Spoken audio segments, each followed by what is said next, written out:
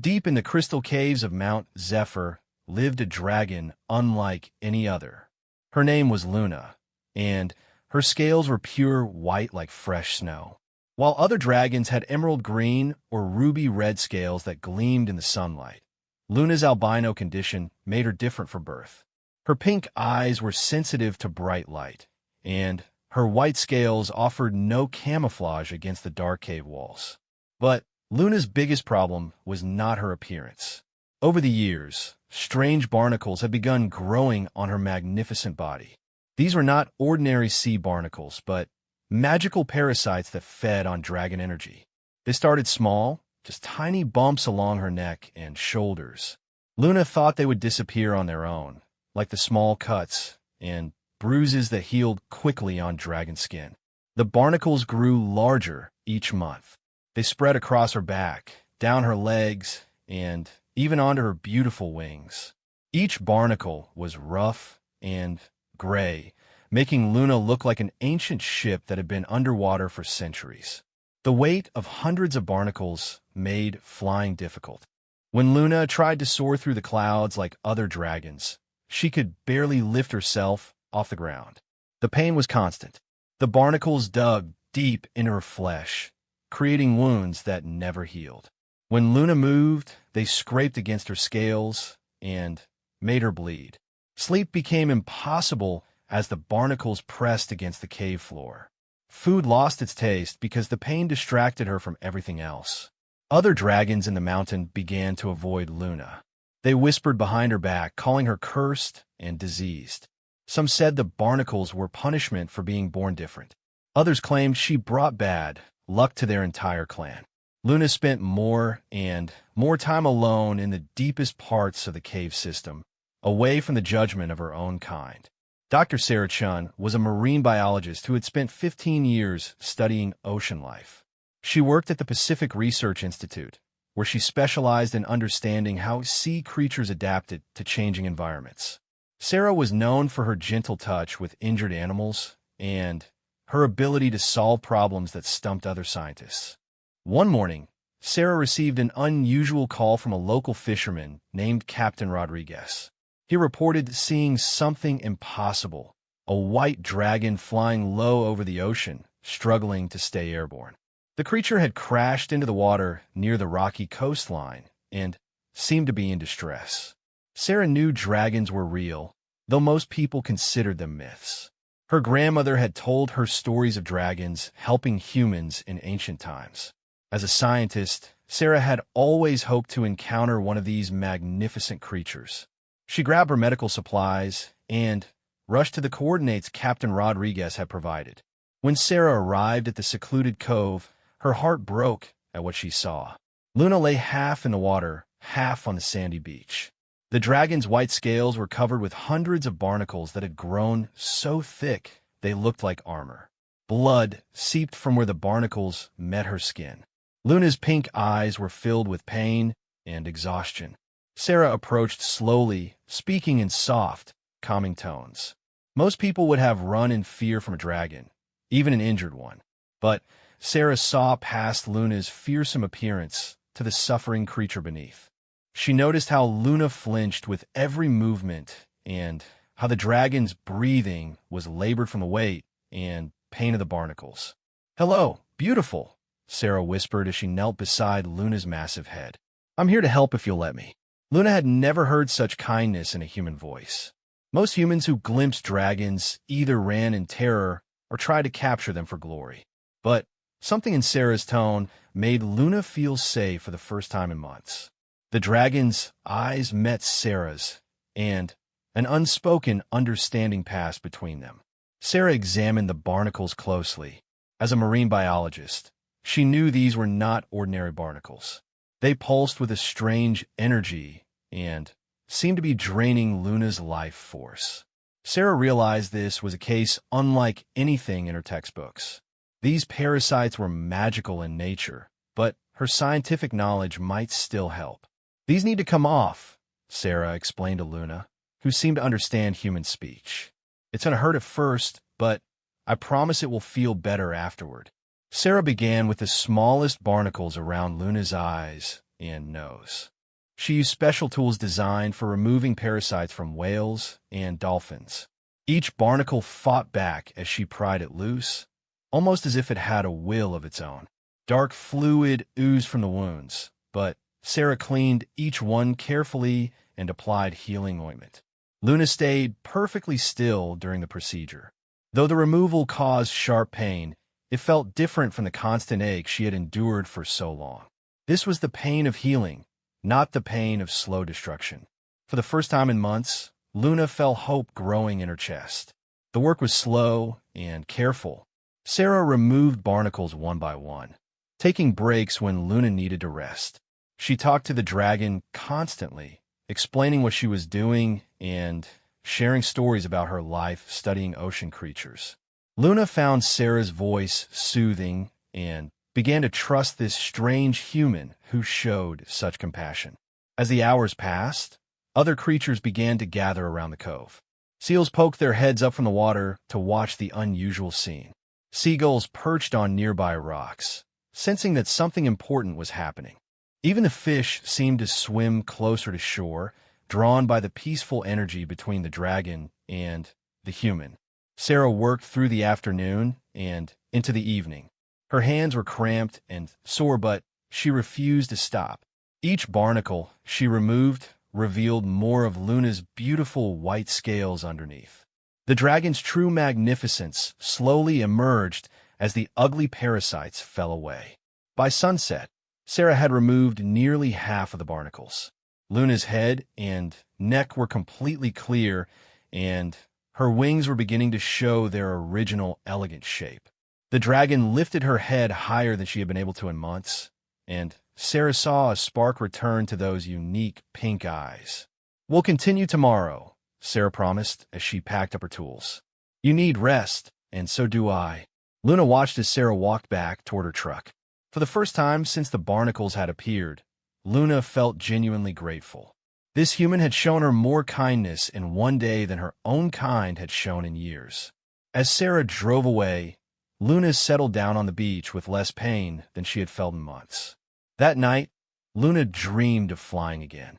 In her dreams, her scales were clean and white like moonlight on snow.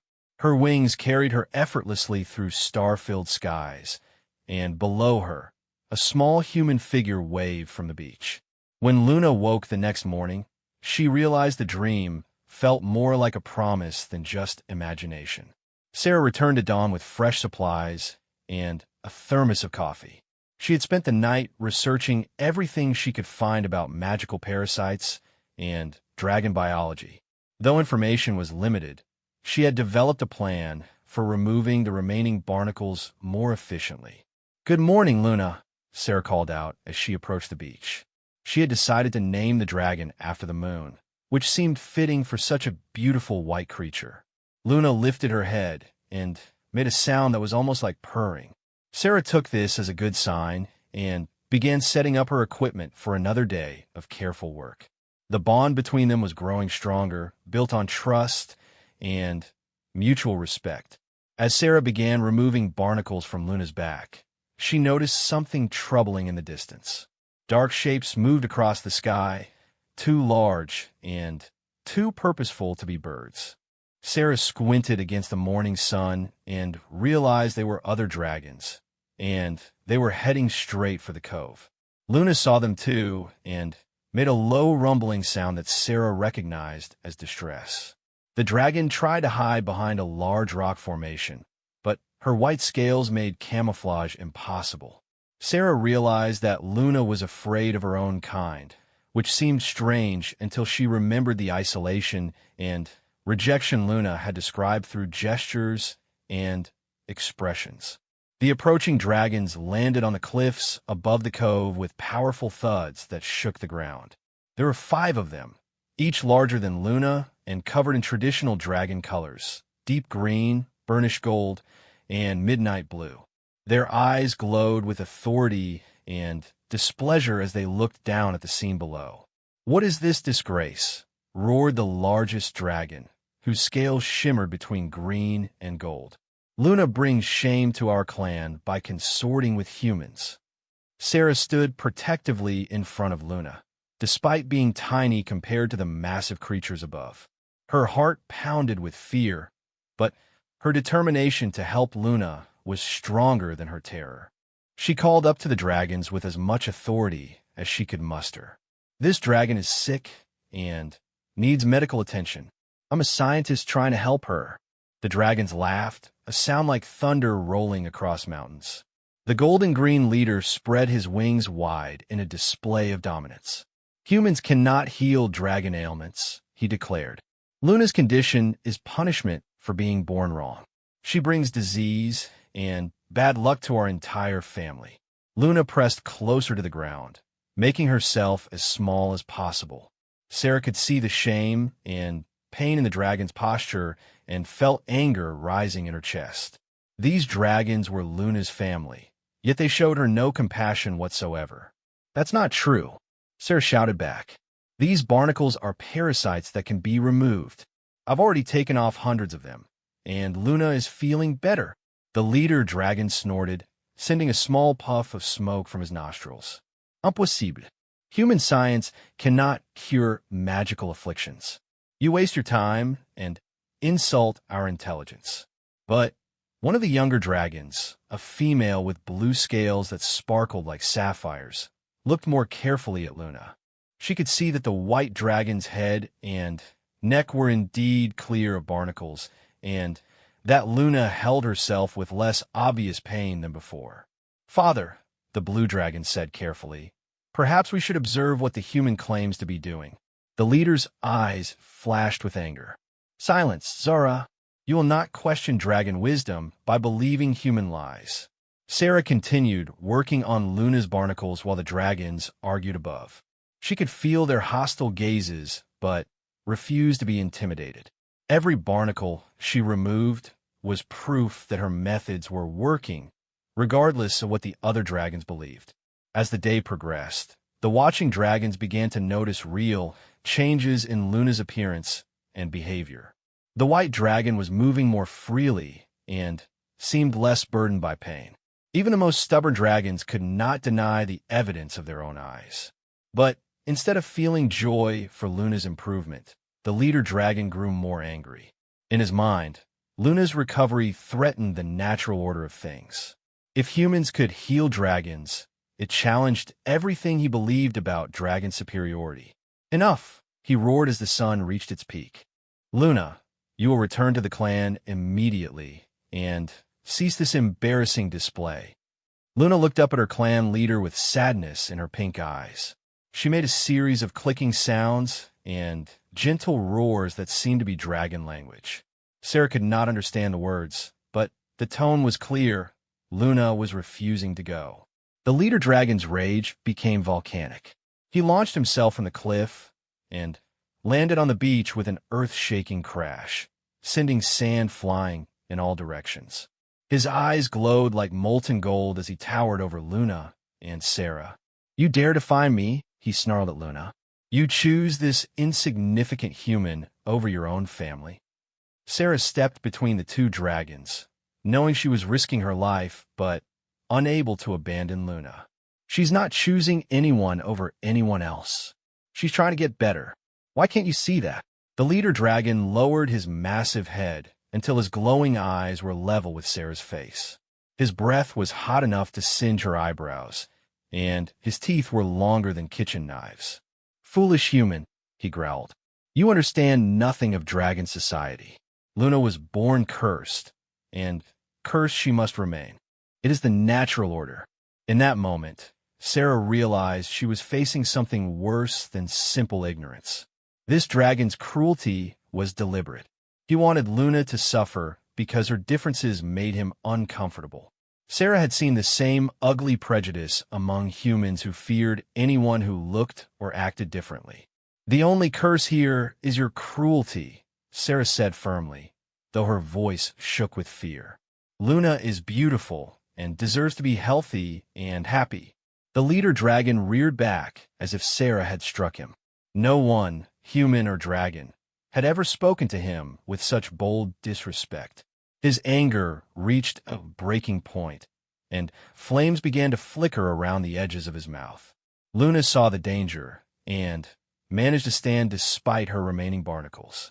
She placed herself between Sarah and the leader dragon, spreading her wings as wide as she could manage. Her voice, when she spoke in dragon language, was weak but determined. The blue dragon, Zara, translated for Sarah. Luna says she chooses her own fate. She says this human has shown her more kindness in 2 days than her clan has shown in years. The leader dragon's fury was now beyond reason. He saw Luna's defiance and Sarah's continued presence as challenges to his authority that could not be tolerated. He made a decision that would change everything. He would make an example of both the rebellious dragon and the interfering human. But before he could act, something unexpected happened. The water in the cove began to glow with an eerie blue light, and the temperature dropped noticeably. All the dragons froze as they recognized the signs of approaching magic far more powerful than their own. Rising from the waves came a figure that made even the largest dragons step backward in shock and fear. It was tall and humanoid, but clearly not human, with skin that shifted between silver and blue like liquid metal. Its eyes were completely black, and when it spoke, its voice carried the sound of ocean depths and distant stars. "What disturbance brings such noise to my domain?" the creature asked, and every dragon immediately knew they were in the presence of Aquarius, the alien king who ruled the underwater realms of Earth. The leader dragon, for all his arrogance, was not stupid enough to challenge an alien king. He bowed his head respectfully and tried to explain the situation in terms that would make him look reasonable. "Great Aquarius," he said in his most diplomatic tone, "we seek only to retrieve our wayward clan member who has fallen under human influence." Aquarius looked at Luna with her remaining barnacles, then at Sarah with her medical equipment, then back at the leader dragon with obvious disapproval. The alien king had been watching the situation unfold from beneath the waves and had seen everything. "I have observed this human's work," Aquarius said slowly. "She heals where you have abandoned. She shows compassion where you show only cruelty. Tell me, dragon leader, what gives you the right to prevent healing?" The leader dragon stammered, realizing he was in a much more difficult position than he had anticipated. The white dragon was born cursed, great king. It is not natural for humans to heal dragons. Aquarius laughed, a sound like waves crashing against crystal caves. "Not natural? I have lived for thousands of years, dragon. I have seen the rise and fall of civilizations. Nothing about your prejudice is natural. It is simply ugly." Sarah watched this exchange with amazement. She had never imagined that alien kings existed, much less that one would appear to defend her work. But she sensed that Aquarius was genuinely concerned about justice and healing, which gave her courage to speak up. "Your Majesty," Sarah said, hoping she was using the right title. "Luna has been suffering for months. These barnacles are draining her life force. With time, I believe I can remove all of them and restore her health." Aquarius nodded approvingly. "You see, this small human understands what escaped the notice of an entire dragon clan. The white dragon suffers from magical parasites that can indeed be removed with proper care and knowledge." The leader dragon's face darkened with embarrassment and renewed anger. Being corrected by an alien king in front of his own clan was humiliating beyond measure.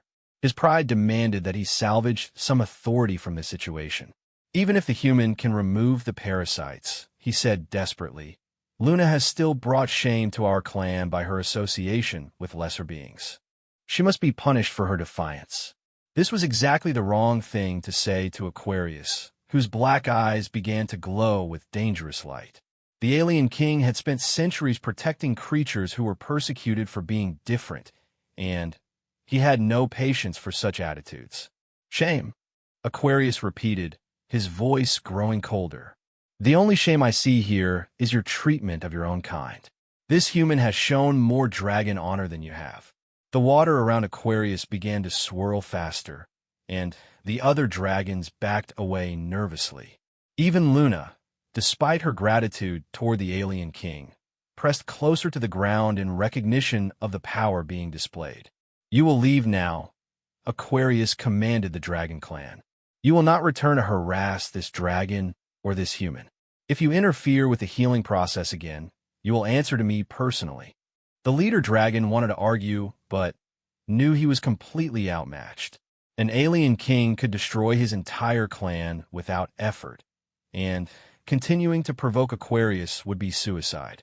He gathered what remained of his dignity and prepared to retreat. "This is not finished," he warned Luna and Sarah as he spread his wings. "The white dragon is still part of our clan, and she will face consequences for her choices." But Aquarius was not done. As the dragons prepared to leave, he made one final declaration that echoed across the cove and the surrounding mountains. "From this day forward, the white dragon Luna is under my personal protection. Any who harm her or interfere with her healer will face the full wrath of the underwater realm. This is my decree, and it will not be challenged." The dragons departed quickly, their wings beating powerful strokes as they fled toward the distant mountains. Only Zara, the blue dragon, looked back with what might have been regret or even approval for her sister's newfound freedom. Luna was overwhelmed by this sudden turn of events. In one day, she had gone from being an outcast facing punishment to being under the protection of one of the most powerful beings on Earth. She looked at Sarah and then at Aquarius with wonder and gratitude beyond words. "Continue your healing work, Dr. Chun," Aquarius said to Sarah, somehow knowing her name, though she had never introduced herself. Luna's recovery is important not just for her own sake, but as proof that cooperation between species can overcome prejudice and suffering. As Aquarius sank back beneath the waves, the cove returned to its normal, peaceful state. Sarah and Luna were left alone again, but everything had changed. The dragon was no longer an outcast, and Sarah was no longer just a helpful human. They had both been recognized by an alien king as partners in something larger than healing. Sarah returned to her work with renewed energy and purpose. Each barnacle she removed now felt like a victory, not just against parasites, but against the narrow-mindedness that had kept Luna suffering in isolation. The dragon rested more peacefully, knowing that powerful forces now supported her recovery. As the sun set over the cove, Sarah reflected on the incredible day. She had started as a marine biologist trying to help an injured creature. Now she found herself at the center of conflicts between dragon clans and alien kings, with her scientific work taking on significance she had never imagined. But at the core of it all was still the simple truth that had brought her here. A creature was suffering, and she had the knowledge to help. Everything else, dramatic as it was, remained secondary to that basic compassion that drove her work. Luna watched Sarah pack up her tools for the night, and felt a warmth in her chest that had nothing to do with dragonfire. For the first time since her barnacle infestation began, she looked forward to tomorrow. With each passing day, she would become stronger and more herself again, supported by the most unlikely friendship imaginable. 3 weeks had passed since Aquarius first appeared in the cove, and Luna's transformation was remarkable. Sarah arrived each morning to find the white dragon looking stronger and more confident. More than half the barnacles had been removed, revealing pristine white scales that gleamed like polished marble in the sunlight. Luna could now spread her wings fully and had even managed short flights around the cove. The friendship between the dragon and the marine biologist had deepened into something extraordinary. Luna had begun to understand English better, responding to Sarah's questions with nods and specific gestures. Sarah, in return, was learning to read Luna's expressions and body language like a complex emotional vocabulary. "Good morning, beautiful," Sarah called as she approached the beach where Luna waited. The dragon's pink eyes sparkled with anticipation, and she lowered her great head so Sarah could scratch behind her ear spines, something Luna had discovered she loved. Sarah had established a routine that worked well for both of them. She would start by examining the healing wounds where barnacles had been removed, applying fresh medication to prevent infection.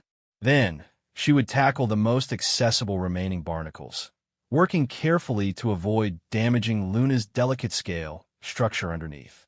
The work had become easier as Sarah gained experience with dragon anatomy. She had developed specialized tools and techniques that made the removal process faster and less painful. Luna had also learned to help, positioning herself in ways that gave Sarah better access to difficult areas. "We're making excellent progress," Sarah told Luna, as she worked on a cluster of barnacles near the dragon's shoulder. "At this rate, you'll be completely free of them within another month." Luna made a happy rumbling sound that Sarah had come to recognize as dragon laughter. The dragon had been practicing her flying every evening, growing stronger as the weight and pain of the barnacles decreased. Soon she would be able to soar through the clouds like other dragons, something she had almost forgotten was possible. But their peaceful routine was about to be shattered. Captain Rodriguez, the fisherman who had first reported Luna's crash, came speeding into the cove in his boat with obvious urgency. His face was pale with worry as he pulled up to the beach where Sarah and Luna were working. "Dr. Chun," he called out breathlessly, "you need to know. There are government people asking questions about you and the dragon. Military types with black cars, and too many questions." Sarah's blood ran cold. She had been so focused on Luna's recovery that she hadn't considered how their unusual situation might attract unwanted attention. A white dragon receiving medical treatment from a human was exactly the kind of story that would spread quickly among the local fishing community. "What kind of questions?" Sarah asked, though she was afraid she already knew. "They want to know where the dragon is, how long you've been here, what kind of experiments you're doing," Captain Rodriguez replied. "They're offering money for information, but they also have those government badges that make people scared to say no." Luna sensed the tension in Sarah's voice and raised her head alertly. The dragon had learned to recognize signs of danger, and she could tell that something was threatening their peaceful arrangement. Sarah's mind raced as she considered their options. She had always known that Luna's existence would eventually attract attention from authorities who might want to study, capture, or exploit such a unique creature. But she had hoped they would have more time before that happened. "How long do we have?" Sarah asked Captain Rodriguez. "They're about 20 miles up the coast, working their way down and checking every cove and hidden beach," he replied. "Maybe 6 hours, maybe less if someone talks." Sarah looked at Luna and saw understanding in the dragon's pink eyes. They both knew that their time together was about to be interrupted, possibly ended altogether. The bond they had built through weeks of trust and healing was precious to both of them, and neither wanted to see it broken by government interference. "Luna, you need to hide," Sarah said gently. "These humans won't understand what we're doing here. They'll want to take you away and study you like an experiment." Luna's eyes filled with sadness and fear. After experiencing such kindness and healing, the thought of being captured and imprisoned was terrifying. She looked toward the ocean, knowing she could swim to safety in Aquarius's underwater realm, but the idea of abandoning Sarah felt wrong. Before either of them could decide what to do, the water in the cove began to glow with familiar blue light. Aquarius rose from the waves with an expression of serious concern on his alien features. "I have been monitoring human communications," the alien king announced without preamble. "A military unit has been tasked with capturing Luna for government research programs. They have weapons designed specifically for subduing large creatures." Sarah felt sick to her stomach. The idea of Luna being captured and turned into a laboratory subject was beyond horrible. After everything the dragon had already suffered, she deserved freedom and happiness, not more pain at the hands of those who saw her only as a specimen. "What can we do?" Sarah asked Aquarius desperately. The alien king was quiet for a moment, considering options that spanned his vast network of underwater allies and ancient knowledge. When he spoke again, His voice carried the weight of difficult decisions. "Luna must come with me to the underwater realm until this threat passes," he said. "It is the only place on Earth where human authorities cannot reach her." Luna made a sound of distress. The underwater realm would be safe, but it would also mean separation from Sarah and an end to the healing process that had given her so much hope. Worse, there were still dozens of barnacles on her back and legs that needed removal. "I'll come with her," Sarah said immediately, though she had no idea if such a thing was even possible. Aquarius looked surprised by the offer. "Dr. Chun, humans cannot survive in the underwater realm. The pressure and environment would kill you within minutes." "Then give me whatever magic you have that would let me survive," Sarah pleaded. "Luna still needs treatment, and I'm the only one who knows how to remove these barnacles properly. You can't let the healing stop now when we're so close to finishing." The alien king studied Sarah with those bottomless black eyes, reading depths of determination and compassion that impressed even his ancient wisdom. He had seen countless acts of courage and sacrifice over the millennia, but Sarah's willingness to risk everything for Luna touched him deeply. "Such magic exists," Aquarius admitted slowly, "but it comes with great cost.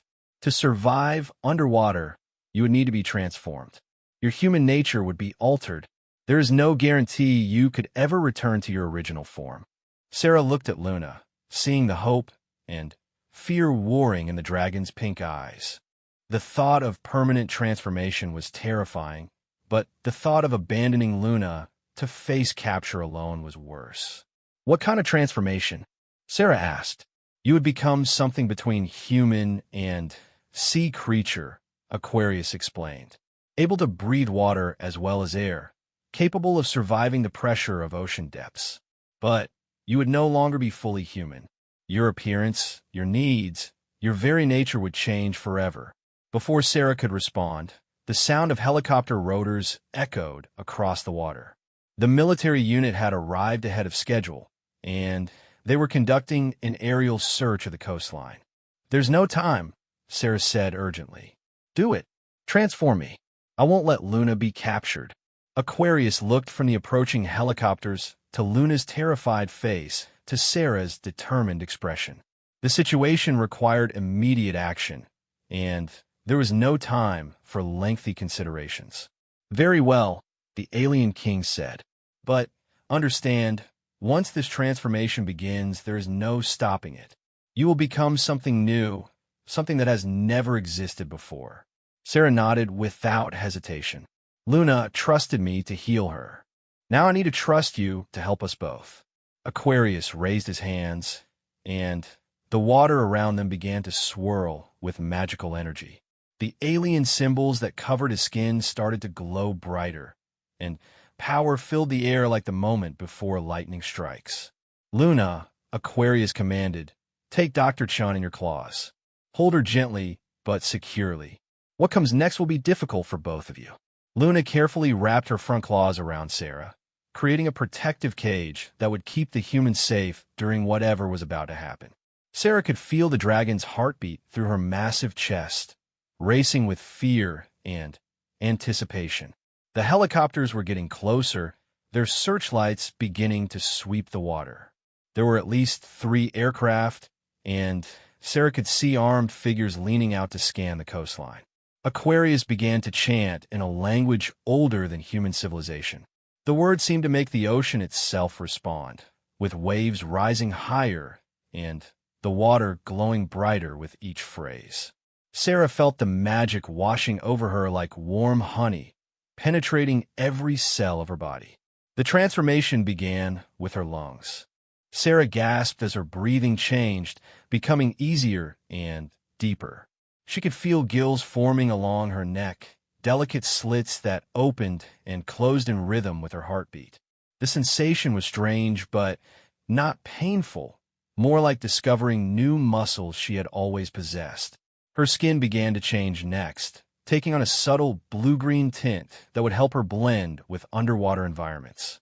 Her fingers grew longer and more graceful, with thin webbing forming between them. Her hair darkened to deep sea green and became more flowing, as if it were always moving through water. Luna watched the transformation with fascination and worry. Sarah was becoming something beautiful and strange, but she was also becoming less human with each passing second. The dragon wondered if their friendship would survive such a fundamental change. "The helicopters have spotted us," Captain Rodriguez shouted from his boat. Indeed, searchlights were now focused on the cove, and Sarah could hear amplified voices demanding that everyone remain still for inspection. The military had found them just as the transformation reached its most crucial phase. Aquarius made a gesture that created a wall of mist around the entire cove, temporarily blocking the view from above. But the concealment wouldn't last long against military equipment designed to penetrate such obstacles. "The transformation is complete," Aquarius announced. "Dr. Chun, you are now a hybrid being capable of surviving in my underwater realm. But we must go immediately." Sarah tried to speak and was amazed to find that her voice now had a musical quality, like whale song mixed with human speech. "I can feel the change," she said wonderingly. "I can sense the ocean in ways I never could before." Luna carefully lowered Sarah into the water, worried about how her transformed friend would react to the alien environment. But Sarah took to the water like she had been born there, moving with graceful efficiency that seemed natural despite being entirely new. "Follow me quickly," Aquarius commanded as the mist around the cove began to thin. The underwater realm has chambers where Luna can continue her healing, and where you both will be safe from human interference. The three of them dove beneath the surface, just as the first helicopter broke through the magical concealment.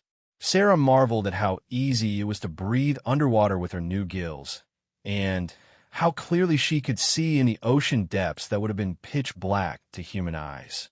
Luna swam beside her with powerful strokes of her tail, still careful to stay close to her transformed friend. The dragon had never imagined swimming with a companion, much less one who had sacrificed so much to remain by her side. As they descended deeper into Aquarius's realm, Sarah caught glimpses of wonders beyond imagination. Coral cities populated by mere people, schools of fish that moved in perfect geometric patterns, and massive creatures that existed nowhere in human knowledge. But her attention remained focused on Luna, who was struggling to swim with the weight of remaining barnacles dragging at her body. The healing process would need to continue in this strange new environment, presenting challenges that Sarah had never anticipated. The underwater realm of Aquarius was vast beyond human comprehension, with different regions adapted for various types of sea life. The alien king led them to a section designed for air-breathing creatures, where large chambers filled with breathable atmosphere provided meeting spaces between surface and deep-sea dwellers. "Luna can rest here while recovering," Aquarius explained as they entered a cavern filled with soft, phosphorescent light. "The water here has healing properties that will help with the wounds left by barnacle removal." Sarah examined their new surroundings with wonder. The cavern was larger than a cathedral, with smooth walls that seemed to pulse gently with life. Platforms of living coral provided places to rest, and pools of various sizes offered options for different activities. "This is amazing," Sarah said, her new voice creating harmonics that resonated beautifully in the cavern space. "But I still need my medical equipment to continue treating Luna." Aquarius gestured, and Sarah's entire collection of tools and supplies materialized on one of the coral platforms, perfectly dry despite their journey through the ocean depths. The alien king's magic was clearly capable of remarkable feats. "You may continue Luna's treatment here," Aquarius said, "but understand that you are both now refugees from the surface world. The human authorities will not stop searching, and returning to your former life may be impossible." The weight of what Sarah had given up began to sink in. Her job, her apartment, her human relationships, all of it was now out of reach, possibly forever. She looked at Luna and wondered if she had made the right choice. But Luna approached and gently nuzzled Sarah's shoulder, making soft, grateful sounds. The dragon's gratitude and friendship felt more valuable than anything Sarah had left behind. She had gained something precious and unique, even if it had cost her former life.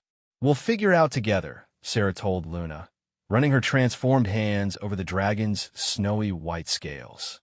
"For now, let's focus on getting these last barnacles off you." Over the following days, Sarah adapted to her new existence while continuing Luna's treatment. The underwater realm provided everything they needed, though it required learning new ways of doing familiar things. Sarah's enhanced senses allowed her to work more precisely, while Luna seemed to heal faster in the magically enriched environment. But their peace was not destined to last undisturbed. Word of Luna's location had somehow leaked to her dragon clan, possibly through underwater creatures who served both Aquarius and the mountain dragons. The clan leader, still burning with humiliation over his previous encounter with the alien king, had been plotting revenge ever since. Unable to challenge Aquarius directly, the dragon leader had reached out to human military forces with an offer of cooperation. He would provide information about the underwater realm in exchange for their help in retrieving Luna and punishing her for bringing shame to dragonkind. General Morrison, the military officer in charge of the search operation, was fascinated by the possibility of accessing alien technology and underwater resources. The idea of partnering with dragons to achieve these goals was irresistible, despite the obvious risks involved. The alliance between the Dragon Clan and human military created a threat that even Aquarius had not anticipated. Dragons possessed ancient knowledge of magic and flight, while humans brought advanced technology and weapons. Together, they represented a formidable challenge to the underwater realm's security. Sarah was working on removing barnacles from Luna's tail when the first explosions echoed through the water above their cavern. Aquarius appeared instantly, his alien features dark with anger and concern. "We are under attack," he announced grimly. "Your former dragon clan has allied with human military forces. They are using depth charges and magical fire to attempt breaching our outer defenses." Luna's eyes filled with horror and guilt. She had brought this danger to the peaceful underwater realm by seeking refuge here. The dragon felt responsible for putting Aquarius and all his subjects at risk. "This is my fault," Luna said in her dragon language, which Sarah could now understand thanks to her transformation. "I should leave and face them alone." "Absolutely not," Sarah replied firmly. "We're in this together, remember? Besides, running away won't solve anything. They'll just keep hunting you." Aquarius considered the situation with the wisdom of millennia. The attack was serious, but not unexpected. Powerful alliances always attracted enemies seeking to tear them down. The real question was how to respond without causing a war that could devastate both surface and underwater worlds. "There is another option," the alien king said slowly. "One that requires great courage from both of you." Sarah and Luna looked at him expectantly, ready to hear whatever plan he had conceived. "The Dragon Clan and human military expect us to remain hidden and defensive," Aquarius explained. "Instead, we could take the fight to them, but not with weapons. With truth." "What do you mean?" Sarah asked. Luna's transformation from diseased outcast to healthy dragon proves that cooperation between species creates better outcomes than prejudice and fear, Aquarius continued. "If we can demonstrate this truth publicly, it undermines the very foundation of our enemy's alliance." The plan was ambitious and risky. They would surface in full view of both attacking forces, allowing the world to witness Luna's remarkable recovery and the friendship that had made it possible. The truth would be their weapon against hatred and ignorance.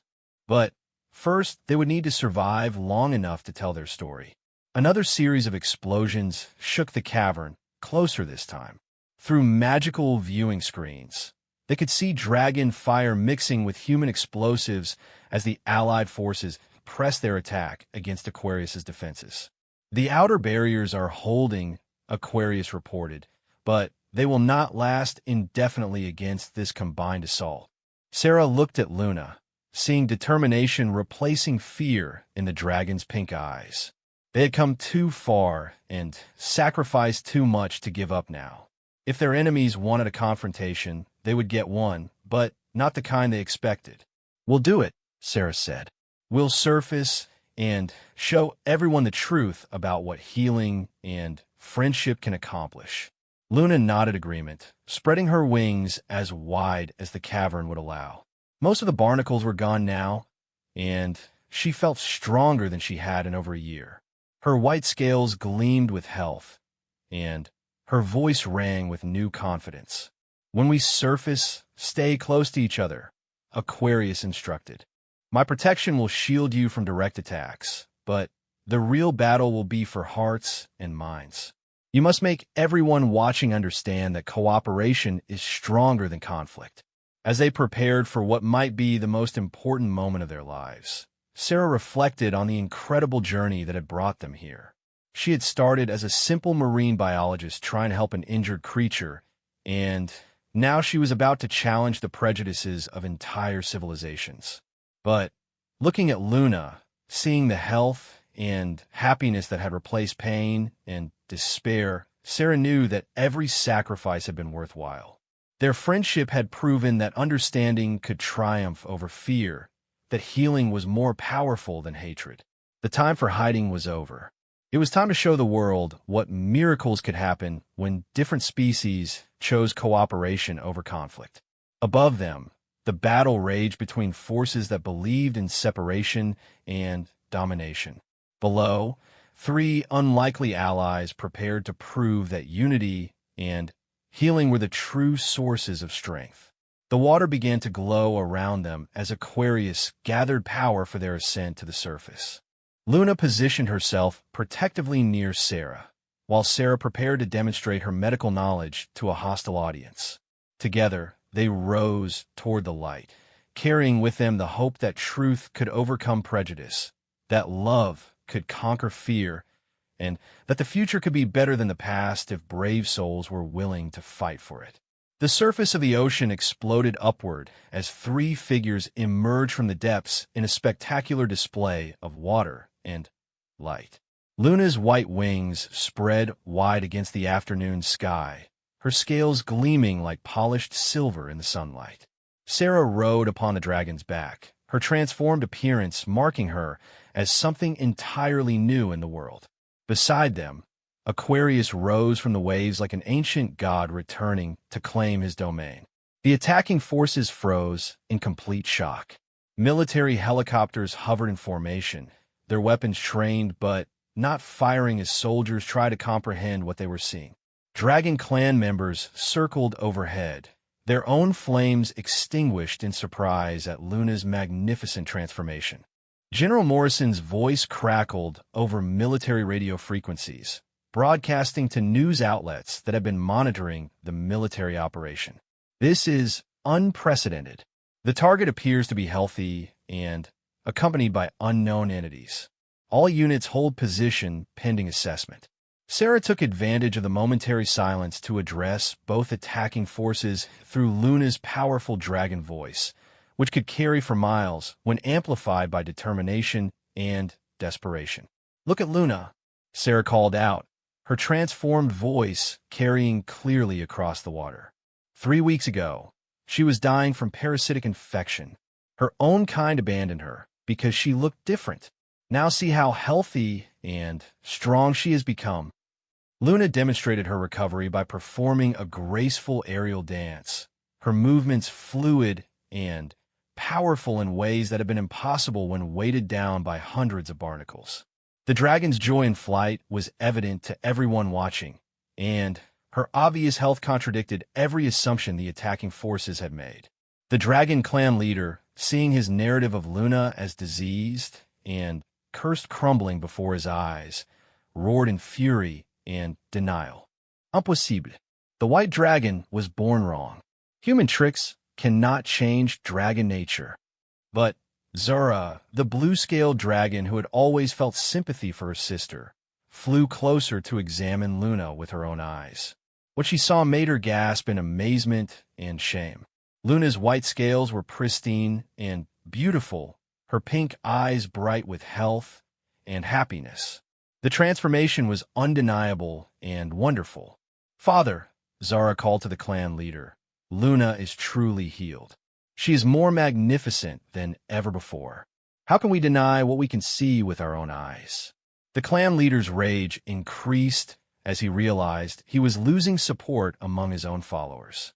Other dragons began to murmur among themselves, questioning the wisdom of attacking someone who had achieved such remarkable recovery. Aquarius spoke next, his voice carrying the authority of ages across both air and water.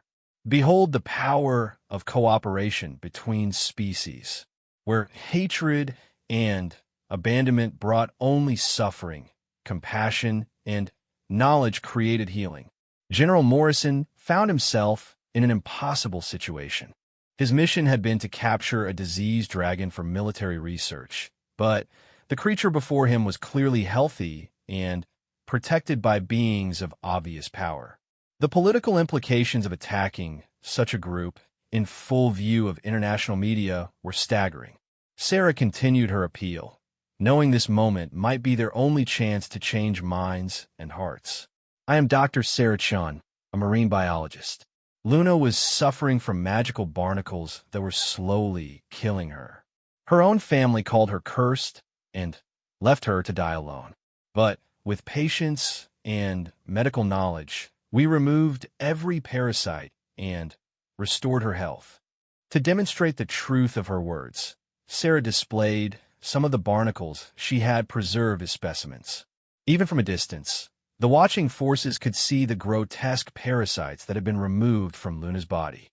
Science and compassion succeeded where prejudice and abandonment failed, Sarah declared. "Luna is proof that cooperation between species can achieve miracles." Luna added her own testimony in dragon language, her voice carrying across the sky with emotional power that needed no translation. She spoke of pain and loneliness, of finding hope in the kindness of a stranger, of healing that came through trust and friendship rather than magic or force. Captain Rodriguez, who had been watching the confrontation from his boat, suddenly understood his role in this historic moment. He activated his radio and began broadcasting on emergency frequencies used by all vessels in the area. "This is Captain Rodriguez of the fishing vessel Santa Elena," he announced. "I was the first to see the white dragon 3 weeks ago when she crashed into the sea, covered in those horrible parasites. Dr. Chun has been treating her every day since then, and I can confirm that everything they're saying is true. I've watched this dragon transform from a dying creature into the beautiful being you see now." His testimony, coming from a neutral local source, carried weight with both military personnel and news crews who had been monitoring the situation. Independent confirmation from someone with no stake in the conflict was exactly what the moment needed. But the Dragon Clan leader was not ready to surrender his position of authority. He had built his power on the idea that dragons were superior to other species and that difference was equivalent to defect. Luna's recovery threatened the entire foundation of his leadership. "Even if the white dragon has been healed," he snarled, "she has still violated dragon law by consorting with lesser beings. She must be punished for bringing shame to our kind." This declaration revealed the true nature of the conflict. It was not really about Luna's health or safety, but about maintaining rigid hierarchies that kept some dragons in power over others. Sarah realized she was witnessing the same ugly dynamics that appeared in every society where difference was feared rather than celebrated. Aquarius had heard enough. The alien king's patience with prejudice and cruelty had reached its limit, and his response demonstrated why even dragons feared to challenge his authority. "Shame," Aquarius repeated, his voice growing dangerously cold.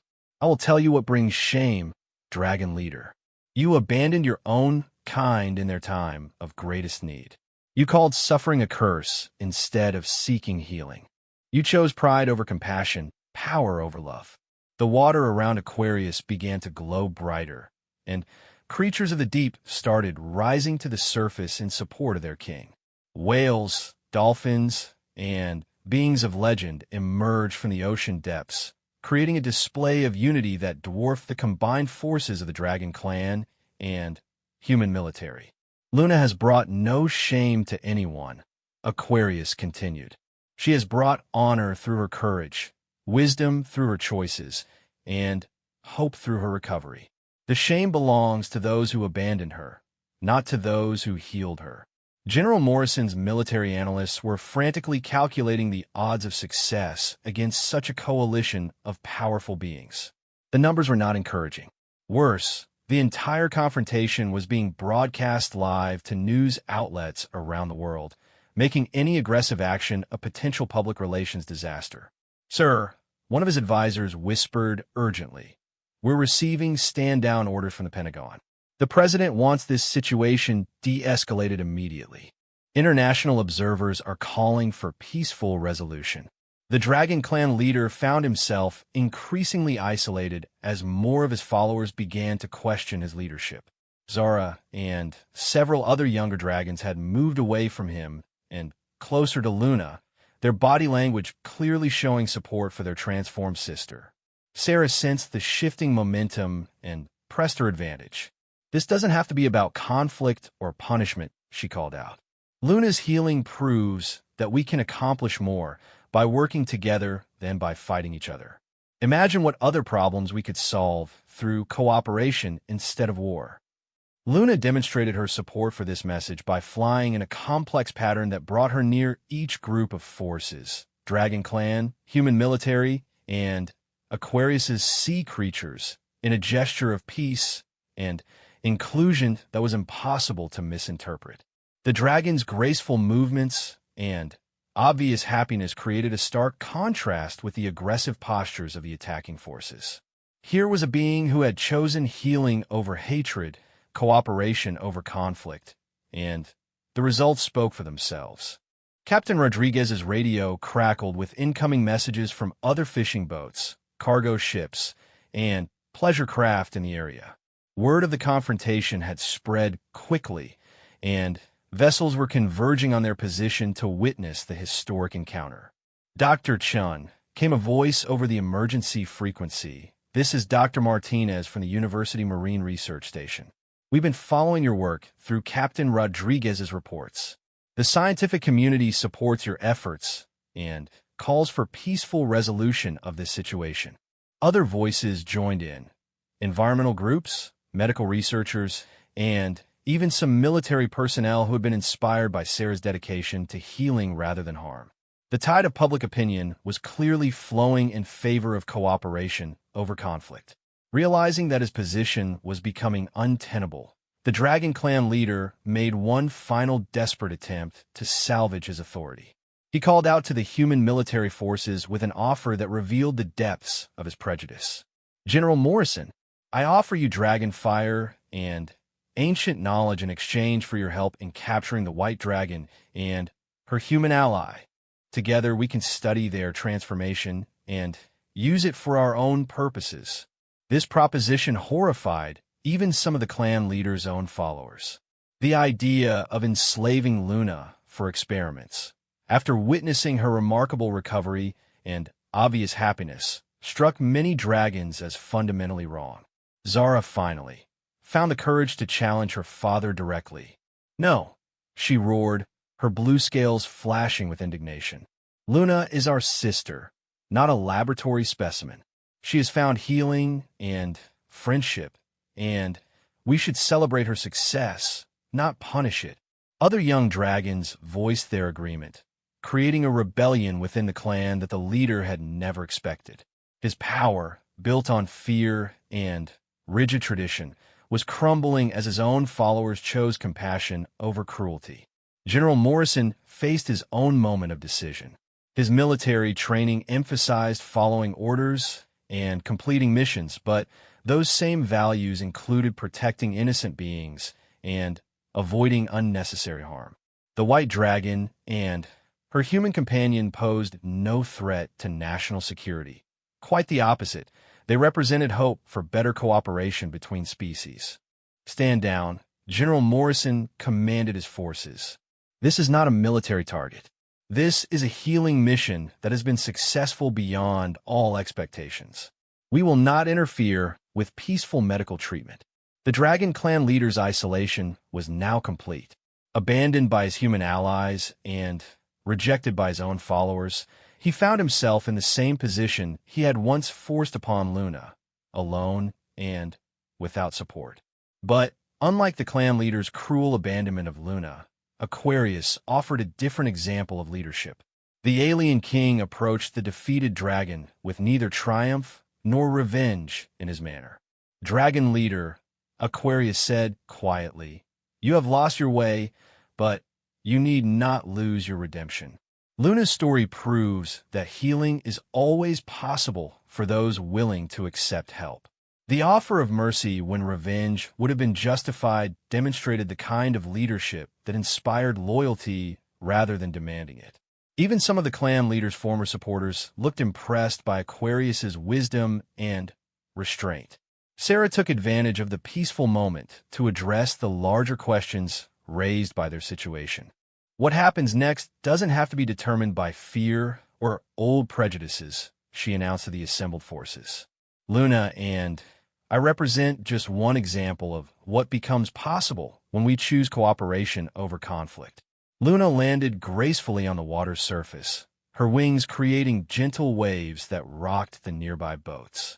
The dragon's presence was no longer threatening, but peaceful, inviting closer examination of her remarkable transformation.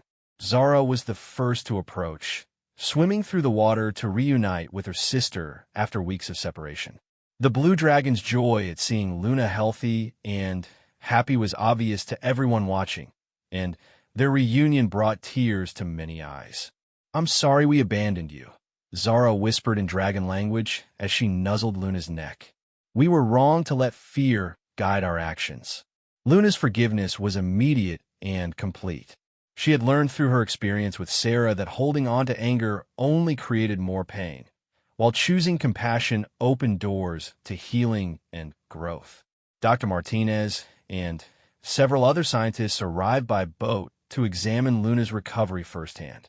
Their professional assessment confirmed everything Sarah had claimed. The dragon's health was excellent. Her scales showed no signs of infection or scarring, and her overall condition was remarkable. "This is groundbreaking medical work," Dr. Martinez announced to the assembled media representatives.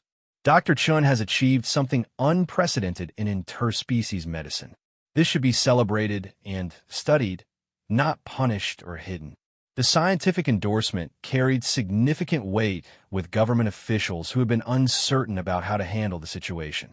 If respected researchers supported the work, it became much harder to justify aggressive military action. Captain Rodriguez offered his boat as a neutral meeting place where representatives from different factions could discuss next steps without the implied threat of weapons or magic. His practical wisdom and local knowledge made him an ideal mediator for the complex negotiations that followed. Over the next several hours, a remarkable agreement took shape. Luna would remain under Aquarius's protection, but would also serve as an ambassador between surface and underwater realms. Sarah would continue her research with support from international scientific institutions, studying ways to help other creatures suffering from similar conditions. The Dragon Clan would undergo significant changes in leadership and philosophy, with younger dragons like Zara taking more prominent roles in decision-making. The former clan leader would be given opportunities for redemption through service to creatures in need, following Luna's example of transformation through compassion. General Morrison's military forces would maintain a protective perimeter around the area, not to contain Luna and her allies, but to prevent interference from other groups who might seek to exploit or harm them. The military would also provide resources for scientific research into interspecies cooperation. As the sun set over the peaceful gathering, Sarah reflected on the incredible journey that had brought them all to this moment. She had started as a solitary scientist trying to help one injured creature, and Now she found herself at the center of a new era of cooperation between species.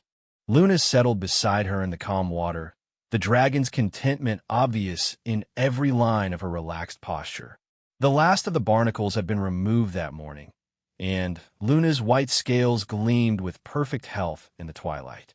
"We did it," Sarah said softly, running her transformed hands over Luna's smooth neck. "You're completely healed, and we've shown everyone that cooperation is stronger than conflict."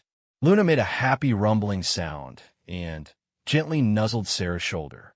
The dragon's gratitude and affection needed no words to be understood and reciprocated. Aquarius approached them as other groups prepared to depart, his ancient features showing something that might have been pride or satisfaction. "You have both achieved something remarkable," he told them. "Luna's healing was only the beginning. You have healed old wounds between species and opened new possibilities for the future." The alien king was right. News of Luna's recovery and the peaceful resolution of the confrontation spread around the world, inspiring other examples of interspecies cooperation. Marine biologists began working more closely with sea creatures. Veterinarians developed new techniques for helping wild animals, and even human conflicts began to be resolved through dialogue rather than force. Zara and several other young dragons established a new colony near the coast, where they could work with human researchers and underwater beings to solve problems that affected multiple species. Their example inspired other dragon clans to reconsider old prejudices and embrace more cooperative approaches to leadership. The former clan leader, true to the agreement, began working with rescue organizations to help injured creatures of all kinds. His transformation from tyrant to healer was slow and difficult, but it demonstrated that redemption was possible even for those who had caused great harm. Sarah's research flourished with support from institutions around the world. She developed new techniques for removing magical parasites, treating interspecies injuries, and facilitating communication between different types of beings. Her work became the foundation for an entirely new field of medicine. But perhaps most importantly, Luna became a living symbol of hope and possibility. Wherever the white dragon flew, she carried with her proof that differences could be sources of strength rather than division, that healing was more powerful than hatred, and that friendship could bridge any gap between species or cultures. Years later, when Sarah looked back on that first day when she had encountered a suffering dragon on a lonely beach, she marveled at how much had changed. Her own transformation had been as complete as Luna's, though in different ways. She had gained not just new physical abilities, but new perspectives on what was possible when beings chose to help rather than harm each other. Luna's story became legend, told and retold across the world as proof that miracles happened when compassion overcame prejudice. Children grew up hearing about the white dragon who had found healing through friendship and the human who had sacrificed everything to help her. The cove where their friendship began became a sanctuary where beings of all kinds could find refuge and healing. Aquarius maintained the area under his protection, ensuring that it would always be a place where cooperation triumphed over conflict. Sometimes, when the moon was full and the water was especially calm, Luna and Sarah would return to that cove to remember how their journey had started. They would sit together in peaceful silence, dragon and transformed human, watching the waves lap gently against the shore where their friendship had first taken root. In those quiet moments, they both understood that they had been part of something larger than themselves, a story of healing that had changed not just their own lives, but the entire world's understanding of what was possible when different beings chose to care for each other rather than fear their differences. Luna's white scales would catch the moonlight and gleam like stars, while Sarah's sea-green hair flowed in the ocean breeze. Together, they represented a new kind of hope, proof that love and understanding could overcome any obstacle, heal any wound, and bridge any divide. The albino dragon who had once suffered in isolation had become a beacon of possibility, showing everyone who saw her that difference was not a curse, but a gift, that healing was always possible for those willing to accept help, and that friendship could transform not just individuals, but entire civilizations. And in the underwater realm, in dragon colonies, and in human cities around the world, beings of all kinds remembered Luna's story and chose cooperation over conflict, healing over hatred, and hope over fear. The white dragon's legacy lived on in every act of compassion, every offer of help, and every friendship that bridged the gaps between different worlds. The truth had risen from the depths, carried on dragon wings, and proven by transformed hearts. And the world was forever changed by the simple but revolutionary idea that healing was more powerful than any force of destruction, and that love could indeed conquer all.